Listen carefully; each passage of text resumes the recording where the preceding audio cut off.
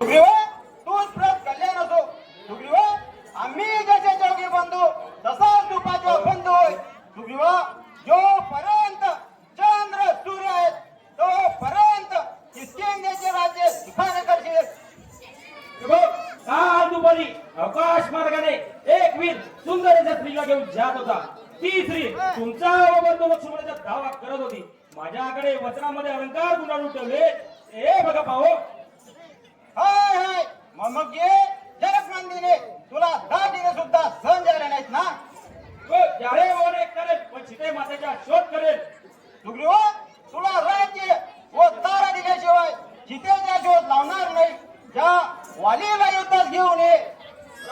आपला सुवालीचा तीव्र घात सर्व काय. सुग्रीवा वालीला एवढे अद्भुत सामर्थ्य कुठून आले व वालीचे मरण कशात आहे ते मला सांग पाहू.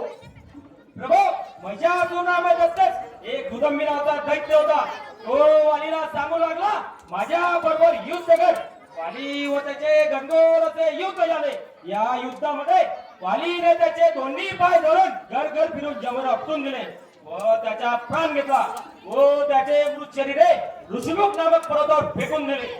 त्या ऋषिमुख पर्वतावर मातंड नावाचे ऋषी तपश्चर्या करीत होते. त्यांची तपश्चर्या भंग झाली व त्यांनी वालीला शाप दिला.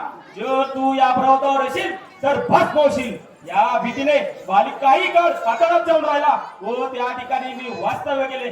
प्रभू वाली व माझे 6 महिन्यांनी युद्ध होते परंतु वालीच्या गड्यात विजयमान असल्याने जय त्याच्यात होतो. प्रभू त्या ठिकाणी 7 धाड आहेत. हे 7 धाड कोणी एका बाणाने तुडेल त्याच्याच आतून वालीचा वध होईल. मी 7 तार एकाच बाणाने तोडून त्याच बाणाने वालीचा वध करेन. तू किष्किंधा नगरी जाऊन वालीला युद्धात घेऊन ये. आपण अकस्मात पान सोडून वालीचा प्राण घ्यावा. ठीक आहे. आपल्या अभ्यासाला मी जात असतो. सुग्रीवा जय तुला आज्ञा आहे.